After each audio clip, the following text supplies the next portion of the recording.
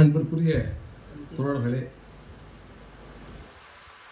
நம்முடைய அருமை ஐயா பாசறை மு. பாலன் அவர்கள் எழுதிய நூலை வெளியிடுவதற்கும் நம்முடைய முன்னாள் பிரதமர் ஜவஹர்லால் நேரு அவர்களை பற்றிய ஒரு சிறப்பிதை வெளியிடுவதற்கும் இந்த அறிவார்ந்த அவை காத்திருக்கிறது. நூலினை வெளியிட்டு சிறப்புரையாற்றுவதற்காக நம்முடைய ஐயா மாண்புமிகு ஆசிரியர் அவர்கள் வருகை தர இருக்கிறார்கள். அதே போன்று இந்த விழாவில் பங்கேற்று வாழ்த்துரை வழங்குவதற்காக திராவிட முன்னேற்ற கழகத்தினுடைய செய்தி தொடர்புத்துறை தலைவர் அன்புக்குரிய அண்ணன் TKS இளங்கோவன் முன்னாள் நாடாளுமன்ற உறுப்பினர்கள் வருகை புரிந்திருக்கிறார்கள். அதே போன்று நம்முடைய தமிழ்நாடு சமூக நீதி கண்காணிப்பு குழுவினுடைய தலைவர் அன்புக்குரிய பேராசிரியர் சுபவி அவர்கள் வருகின்றிருக்கிறார்கள். அதே போன்று பல்வேறு தோழர்கள் எல்லாம் வருகை புரிந்திருக்கிறீர்கள். உங்கள் அனைவருக்கும் இந்திய கம்யூனிஸ்ட் கட்சியின் சார்பாக முதலில் எனது முதற்கண் வணக்கத்தை தெரிவித்துக் கொள்கின்றேன். அன்புக்குரிய தோழர்களே, திராவிட இயக்கத்திற்கும் பொதுவுடைமை இயக்கத்திற்கும் ஆரம்ப காலத்திலிருந்து நீண்ட நெடிய தொடர்புண்டு. தமிழ்நாட்டில் பொது உடைமை கருத்தை வளர்ப்பதற்கு வளப்படுத்துவதற்கு தந்தை பெரியார் அவர்கள் ஆரம்ப காலத்தில் ஒரு வித்தாக இருந்தார்கள். பெரியாரோடு இணைந்து நம்முடைய சிங்காரவேலர், ஜீவா போன்றவர்களெல்லாம் பாடுபட்ட நினைவுகளெல்லாம் நாம் நெஞ்சில் நிகழாடுகின்றன. எனவே திராவிட இயக்கமும் பொது உடைமை இயக்கமும் வேறு வேறு அல்ல. அன்று தொடங்கிய அந்த பயணம் இன்று வரை தொடர்ந்து கொண்டிருக்கிறது.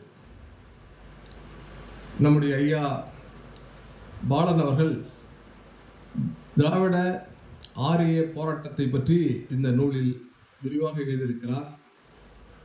ஒரு 15 ஆண்டு காலம் ஒரு பத்திரிகை நடத்துவது, அதை மக்களிடத்தில் கொண்டு சேர்ப்பது பெரிய சிரமமான காரியம். அதை தொய்வில்லாமல் தொடர்ந்து செய்வதற்காக 15 ஆண்டு காலமாக கொண்டு வருவதற்காக அவருக்கு நம்முடைய பாராட்டுக்களை தெரிவிக்க வேண்டும். இந்த ஆரிய திராவிட போர் பழைய கால முறைப்படி நடக்கிறதா என்றால் இல்லை. இப்போது அது ஒரு புதுவிதமான வடிவம் எடுத்திருக்கிறது. ஆரியர்கள் பழைய ஆரியர்களாக இல்லை, அவர்கள் RSS ஆக மாறியிருக்கிறார்கள். எனவே அவர்களை நாம் புதிய முறையில் எதிர்கொள்ள வேண்டும். நம்முடைய இந்திய நாட்டின் விடுதலைக்காக பாடுபட்ட மகாத்மா காந்தியடிகள் எப்பொழுது கொல்லப்பட்டார்? அவர் வர்ணாசிரம தர்மத்தை பேசுகிற போது கொல்லப்பட்டாரா? இல்லை. அவர் எப்போது கொல்லப்பட்டார் என்றால், அவர் ரகுபதி ராகவ ராஜா ராம் சப்கோ சன்மதே பகவான் ஈஸ்வர அல்லா தேரே நாம், ஈஸ்வரனும் அல்லாவும் ஒன்றே என்கின்ற மனநிலை நமது மக்களுக்கு வர வேண்டும் என்று அவர் எப்போது பேச ஆரம்பித்தாரோ அப்பொழுதுதான் படுகொலை செய்யப்பட்டார். எனவே இந்த சங்கிகள் சமூகத்தில் அமைதியை விரும்புவதில்லை. சமூகம் ஒன்றுபட்டு இருக்க வேண்டும், முன்னேற வேண்டும் என்பதல்ல, இவர்கள் பிரித்தாள முயற்சிக்கிறார்கள். எனவேதான் தேசப்பிதாவையை இவர்கள் படுகொலை செய்தார்கள். அப்பொழுது கூட தங்கள் சொந்த பெயரில் படுகொலை செய்யவில்லை. அவர்களுக்கு தைரியம் இல்லை. மக்கள் இடத்தில் துவேஷத்தை விதைப்பதற்காக தங்கள் கைகளில் வேறு போலி பெயரை பச்சை குத்தி கொண்டுதான் படுகொலை செய்தார்கள். எனவே அந்த படுகொலையாளர்களின் முயற்சி மீண்டும் தொடர்ந்து கொண்டிருக்கிறது. நீங்கள் பாருங்கள், யாராவது ஒருவர் நாகரிகமற்ற முறையில் அல்ல நல்ல உடை அணியாமல் உடல்நிலை பாதிக்கப்பட்டு பேருந்திலோ அல்லது இது போன்ற நிகழ்ச்சிகளோ நம் பக்கத்தில் உட்கார்ந்தா நாம் அருகில் உட்காருவோமா? முகம் சுளிப்போம் அல்லது வேறு இடத்துக்கு நகர்ந்து விடுவோம். ஆனால் தொழுநோயாளிகள், யாரும் பார்ப்பதற்கு தொடுவதற்கு அச்சப்படுகிற தொழுநோயாளிக்கு மருத்துவம் பார்த்த ஒரு மருத்துவரை அவருடைய பச்சை இளம் குழந்தைகளோடு ஒரு ஜீப்பில் உறங்கிக் கொண்டிருந்த போது அந்த ஜீப்போடு வைத்து கொளுத்தி படுகொலை செய்கிறார் ஸ்டெயின்ஸ் பாதிரியாரை. யோசித்து பாருங்கள். யாரும் சேவை செய்வதற்கு தயங்குகிற ஒரு மனிதரை இவர்கள் தங்களுடைய சொந்த லாப வெறிக்காக, அரசியல் லாபத்திற்காக படுகொலை செய்கிறார்கள். அதே போன்று மக்கள் யாத்திரை சென்று வருகிற போது கோத்ராவிலே அந்த ரயிலிலே தீ விபத்தை ஏற்படுத்தி மதக்கலவரத்தை உருவாக்குகிறார்கள். அந்த மதக்கலவரத்தை விதைத்து வெற்றி பெற துடிக்கிறார்கள். அங்கிருந்த ஒரு நாடாளுமன்ற உறுப்பினர் ஹசன் அலி ஜாப்ரி, முன்னாள் நாடாளுமன்ற உறுப்பினர், குஜராத்தில் இருக்கிற அரசு உயர் அதிகாரிகள் யாரிடமும் அவரால் தொடர்பு கொள்ள முடியும். ஏன் அன்றைக்கு காங்கிரஸ் கட்சியினுடைய தலைவராக இருந்த சோனியா காந்தி அவர்களிடத்தில் நேரடியாக பேச முடியும்?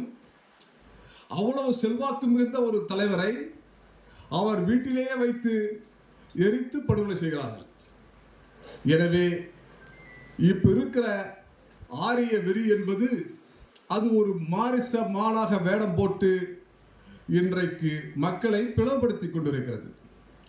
நம்முடைய முதல் பிரதமர் ஜவஹர்லால் நேரு வெற்றிகளை பற்றி சொல்கிற போது இந்தியாவினுடைய பொதுத்துறை நிறுவனங்கள் பலவற்றை உருவாக்கியவர் யார்? ஜவஹர்லால் நேரு அவர்கள். இந்தியாவின் திருக்கோயில்களாக அவற்றை உருவாக்கினார். அந்த பொதுத்துறை நிறுவனங்களில் தான் தாழ்த்தப்பட்டவர்கள், பிற்படுத்தப்பட்டவர்களுக்கெல்லாம் இன்றைக்கு இடஒதுக்கீடு இருக்கிறது. அவற்றையெல்லாம் திட்டமிட்டு இன்றைக்கு விலை பேசி கூவி கூவி விட்டுக் கொண்டிருக்கிறார்கள். நம்முடைய ஜவஹர்லால் நேருடைய பாரம்பரியத்தை நாம் தொடர வேண்டும் என்றால் பொதுத்துறை நிறுவனங்கள் எல்லாம் பாதுகாக்க வேண்டாமா?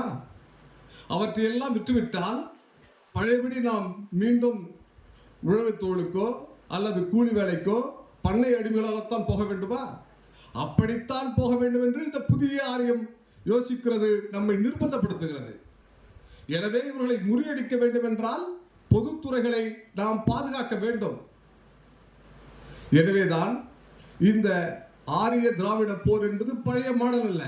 இப்பொழுது நம்முடைய உண்மையில கூட நம்முடைய ஆசிரியர்கள் எழுதியிருந்தார், இந்திய கூட்டணி வலிமை பெற வேண்டும், மக்களை நாம் அதை நோக்கி அணிதிரட்ட வேண்டும் என்று ஆசிரியர் இந்த மாத இதழில் எழுதியிருக்கிறார். இந்திய கூட்டணியினுடைய வலிமை என்பது மக்களுடைய வலிமை. மோடி அரசாங்கம் இன்றைக்கு வெட்ககேடான முறையில் தோல்வி அடைந்திருக்கிறது.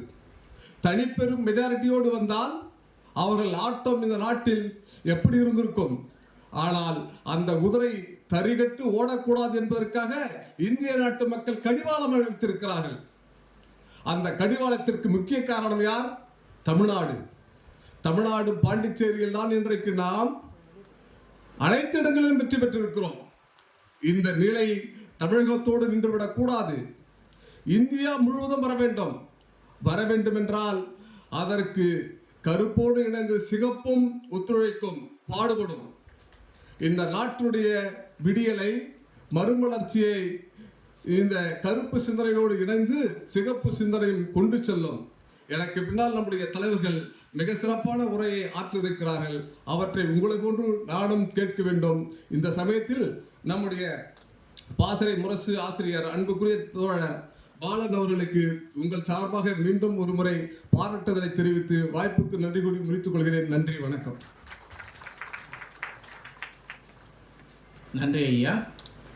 அடுத்து வாழ்த்துறை வழங்குவதற்காக வருபவர்